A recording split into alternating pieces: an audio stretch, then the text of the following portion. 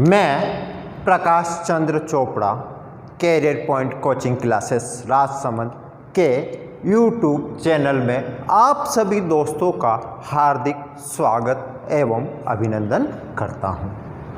अपन हिंदी विषय पढ़ रहे थे, अब अपन जीरो से हिंदी की शुरुआत करेंगे और पूरा व्याकरण पोर्शन आप अपन यूट्यूब के माध्यम से आप अपन पढ़ेंगे। तो अपन आज जीरो से शुरुआत कर रहे हैं, हिंदी विषय में पढ़ रहे हैं। हिंदी विषय पहला चैप्टर है वर्ण विचार। वर्ण विचार, आज अपन वर्ण विचार के बारे में पढ़ेंगे। हिंदी क्या है, कैसे है, उसके बारे में भी अपन बात करेंगे। हिंदी विषय पढ़ रहे हैं अपन हिंदी। सर्वप्रथम क्वेश्चन यहीं से उठता है कि हिंदी कौन सी भाषा का शब्द है।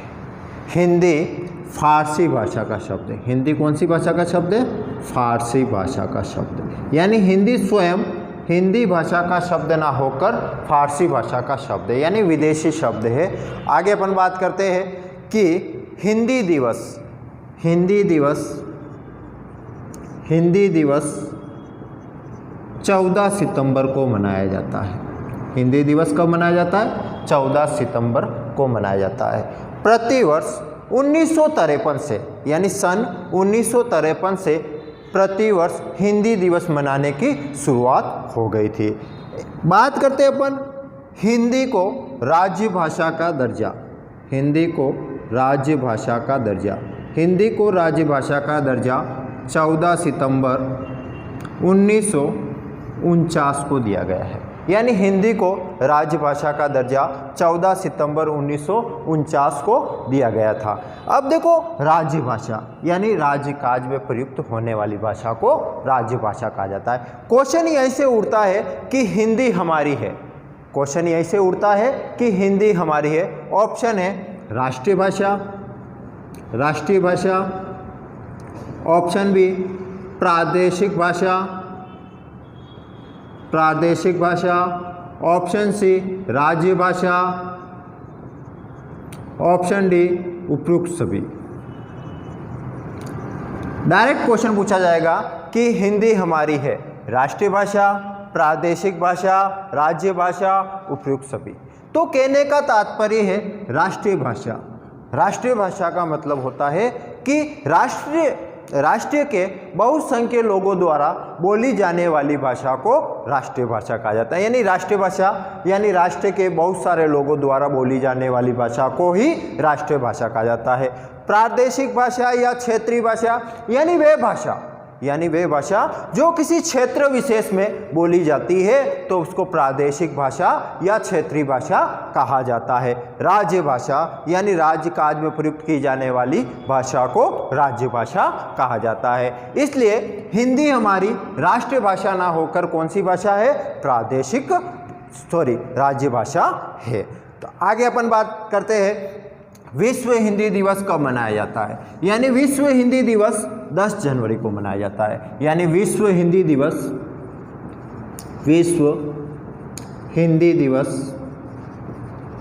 10 जनवरी को मनाया जाता है। विश्व हिंदी दिवस कब मनाया जाता है? 10 जनवरी को मनाया जाता है। यानी हिंदी दिवस कब मनाया जाता है? 14 सितंबर को मनाया जाता है। तथा हिंदी को राजभाषा का दर्जा कब दिया गया था? 14 सितंबर 1949 को दिया गया था। और प्रतिवर्ष 1953 से हिंदी दिवस मनाने की शुरुआत हो गई थी। और विश्व हिंदी दिवस कब मनाया जाता है? 10 जनवरी को मनाया जाता है। आगे अपन बात करते हैं संविधान के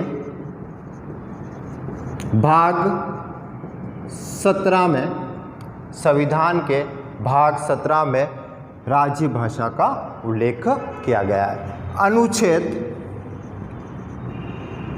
343 से 351 तक हिंदी भाषा या राजभाषा या भाषाओं का उल्लेख किया गया है। अपन आगे पढ़ेंगे, बात करते हैं लिपि।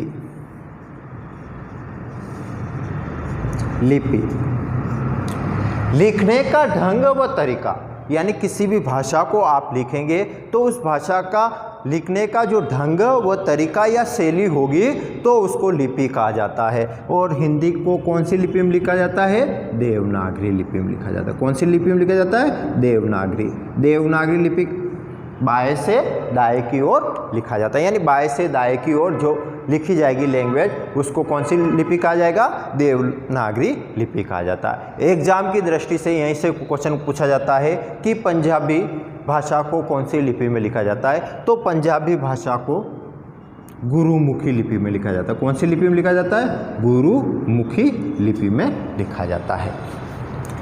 बात करते हैं अपन विश्व हिंदी दिवस 10 जनवरी को मनाया जाता है। संविधान के भाग 17 और अनुच्छेद 343 से 351 तक राज्य भाषा और हिंदी की भाषाओं का उल्लेख किया गया है, तो उसमें बात की। और हिंदी को कौन सी लिपि में लिखा जाता है? देवनागरी लिपि में लिखा जाता है, जो बाएं से दाएं की ओर लिखी जाती है। और पंजाबी को कौन सी लिपि में लिखा जाता है? गुरुमुखी लिपि में लिखा जाता है।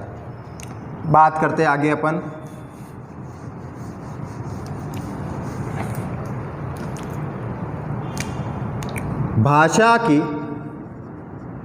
भाषा की सबसे छोटी इकाई, भाषा की सबसे छोटी इकाई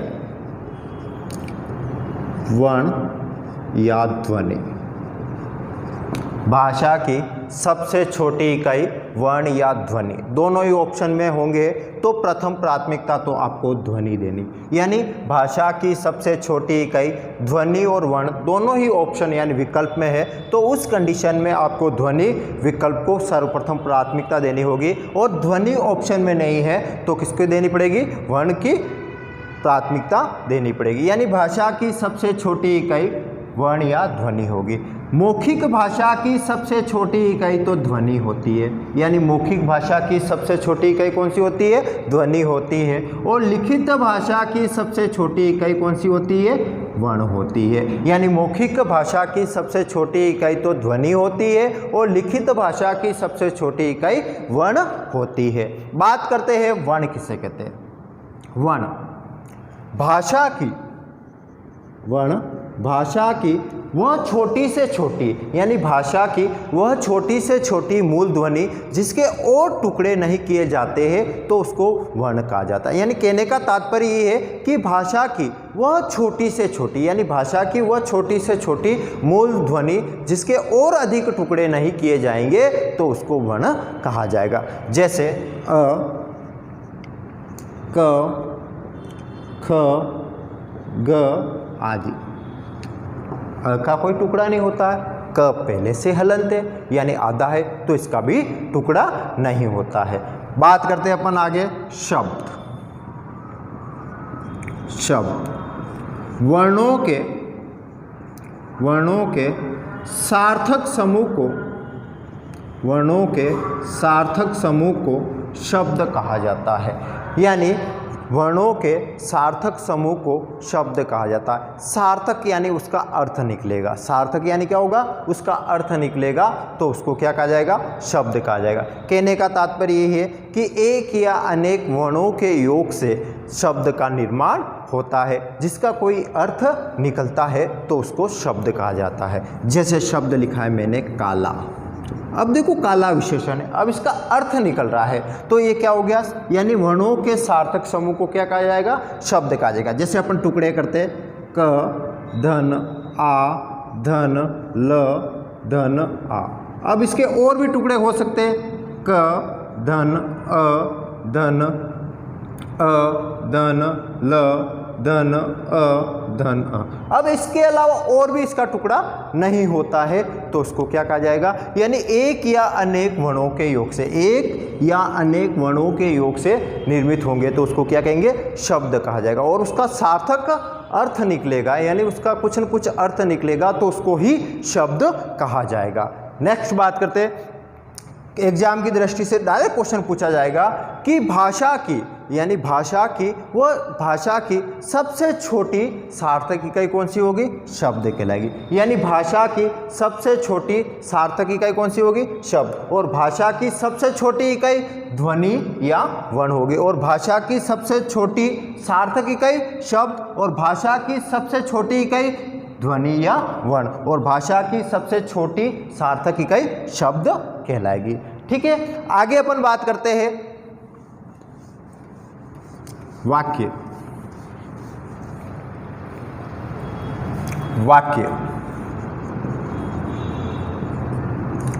शब्दों के सार्थक समूह को वाक्य कहा जाएगा। यानी एक या अनेक शब्दों के मेल से किसका निर्माण होता है? वाक्य का निर्माण होता है। यानी शब्दों के सार्थक समूह को वाक्य कहा जाएगा। यानी शब्द यानी अनेक शब्दों के सार्थक यानी उसका कोई न कोई अर्थ निकलेगा तो उसको क्या कहा जाएगा? वाक्य कहा जाएगा। जैसे काली गाय जा रही है, काली गाय जा रही। अब देखो काली विशेषण है, गाय संज्ञा है, जा रही है क्रिया है। तो एक शब्द काली, एक शब्द गाय, जा रही है क्रिया है। तो एक या अनेक शब्दों के योग से किसका निर्माण होगा? वाक्य का निर्माण होगा। तो बात करते हैं यहीं पर कि भाषा की पूर्ण सार्थक इकाई यानी भाषा की पूर्ण सार्थक इकाई कौन सी कहलाएगी? वाक्य कहलाएगी। भाषा की सबसे छोटी इकाई ध्वनि या वर्ण कहलाएगी। और भाषा की सबसे छोटी सार्थक इकाई कौन सी कहलाएगी? शब्द कहलाएगी। और भाषा की पूर्ण सार्थक इकाई क्या कहलाएगी? वाक्य कहलाएगी। आगे अपन बात करते हैं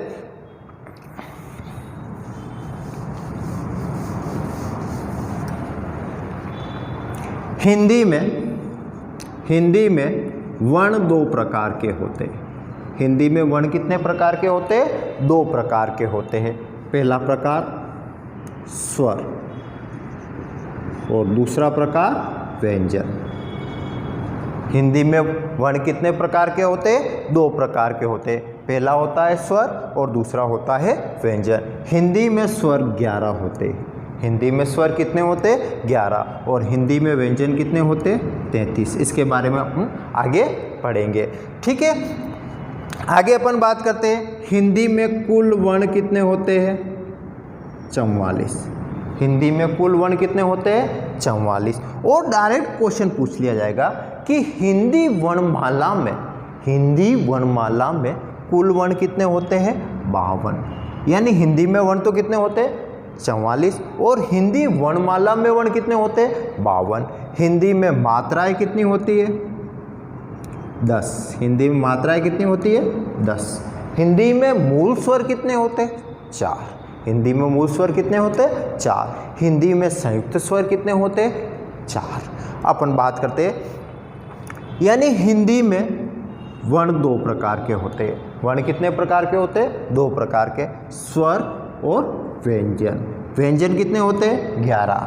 और स्वर कितने होते हैं? 11। और व्यंजन कितने होते हैं? 33। एग्जाम की दृष्टि से यहीं पर क्वेश्चन पूछा जाएगा मानक हिंदी आप कैसे लिखते हैं? जैसे 6,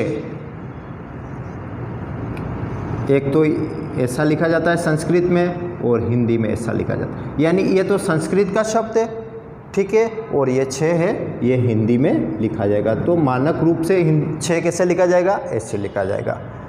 इसको हिंदी में क्या बोलते हैं? 43 को 43 क्या बोलते हैं? 43। 39 को हिंदी में क्या बोलते हैं? 39 क्या बोलते हैं? 39। 89 को हिंदी में क्या बोलते हैं? 89 क्या बोलते हैं? 89। तो मानक यहीं से एक क्वेश्चन पूछा जाएगा हिंदी में 6 कैसे लिखा जाता है? 6 क्या होता है? 6। और 43 को 43, 39 को 39 और 89 को 89 कहा जाता है। आगे अपन बात करते हैं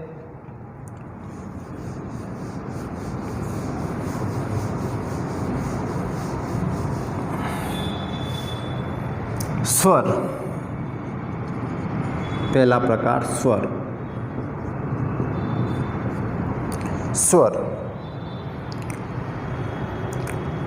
स्वर यानी वे ध्वनि चिन्ह, वे ध्वनि चिन्ह जो आपके मुख से, यानी वे ध्वनि चिन्ह जो आपके मुख से स्वतः उच्चारित हो जाते हैं, यानी कहने का तात्पर्य यही है किसी अन्य ध्वनि की सहायता से नहीं बोले जाते हैं तो उनको स्वर कहा जाता है। यानी आपके मुख से स्वतः ही उच्चारित हो जाएंगे तो उनको क्या कहा जाएगा? स्वर कहा जाएगा। हिंदी में स्वर कितने होते हैं? 11।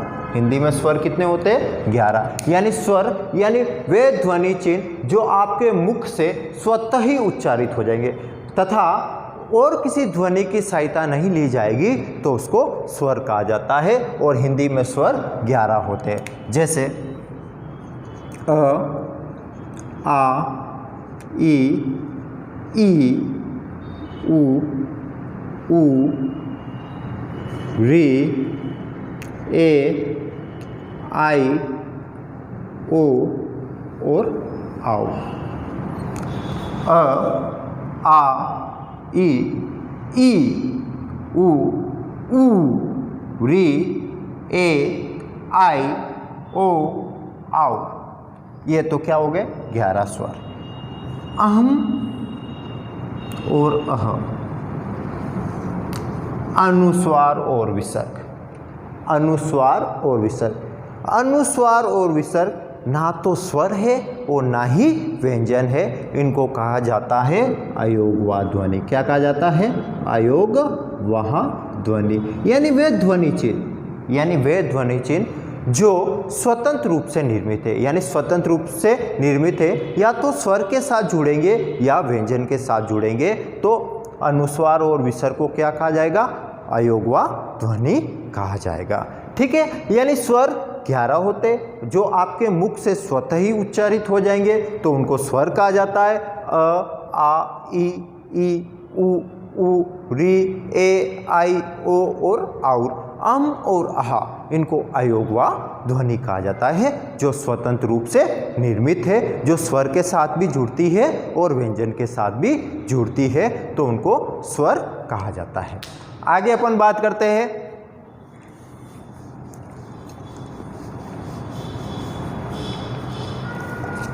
व्यंजन।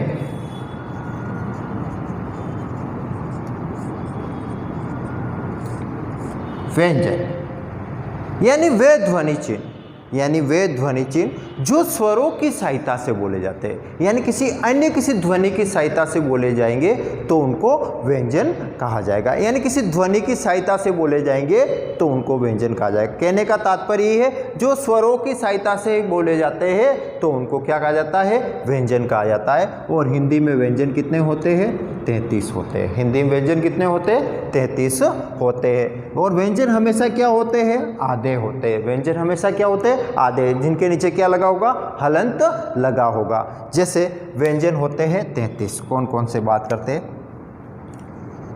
क, ख, ख,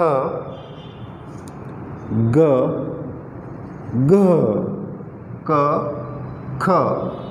महाप्राण ध्वनि, ख की ध्वनि निकलेगी।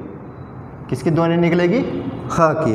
क, ख, ग, घ, क, ख, ग, घ। क्या बोलते हैं इसको? क, ख, ग, घ, अंग। क्या बोलेंगे? अंग। जैसे च, छ, ज, झ, य, ट, ठ, ड, ढ, ण, त, थ, द, ध, न, प, फ, ब, भ, म। इनको कहा जाता है स्पर्श व्यंजन। क्या कहा जाता है? स्पर्श व्यंजन। यानी क, ख, ग, घ, अंग। च, छ, ज, ज, य, ट, ठ, ड, ढ, ण, त, थ, द, ध, न, प, फ, ब, भ, म। इसके आगे अपन नेक्स्ट वीडियो में बात करेंगे। इस वीडियो को ज़्यादा से ज़्यादा शेयर करें, लाइक करें। जय हिंद, जय भारत।